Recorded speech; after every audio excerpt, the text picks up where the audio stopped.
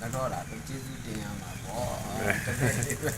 ညမလေးတွေ့စကားလေးပြောကြောင်းလိုက်နေဟုတ်လားပြောပြီးတနေ့မှတစ်ချိန်ဟုတ်ပြီးတော့ပြန်လာဒါတတိယအကြိမ်ဖြစ်ပြီလေရှေ့အေးဟုတ်တာပေါ့နော်ဟုတ်ရေကြီးပြီးတော့ကျွန်တော်တစ်ခေါက်ရောက်တယ်ရေမကြီးခင်တစ်ခေါက်ရောက်တယ်တလေလောက်တော့ကနေဟောနေ့လက်ချင်းထမင်းစားပြီးတော့အောက်ကိုဆင်းခေါင်းလေးနဲ့ပေါ့ခုနာလေးမှာ